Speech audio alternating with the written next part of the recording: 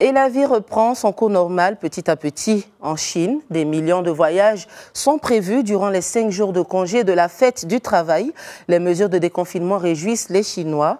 On écoute ce commentaire d'Anissa Raoult. Plus de 117 millions de voyages devraient être effectués en Chine par les Chinois lors des congés des 5 jours de la fête du travail. Des séjours courts, interprovinciaux et en voiture privée. Pour le plus grand soulagement des riverains chinois qui peuvent désormais rendre visite à leur famille.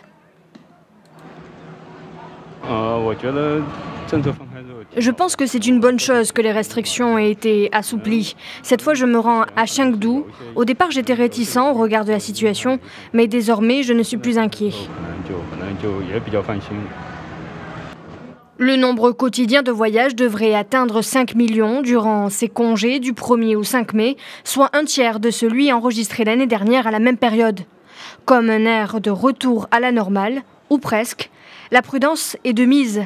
Les Chinois ne pourront voyager que dans les villes autour de leur lieu de résidence. C'est une bonne décision de la part du ministère des Transports. Je pense que cela permet de mettre en place des mesures de sécurité sanitaire qui permettent à tout le monde de voyager en toute quiétude, mais aussi de réguler le marché et éviter que le prix des billets s'envole, comme ce fut le cas pour les billets d'avion nationaux.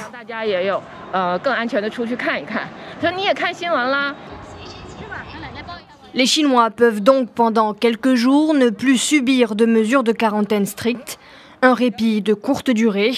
Les voyageurs devront regagner impérativement leur lieu de résidence à l'issue du congé de la fête du travail le 5 mai prochain.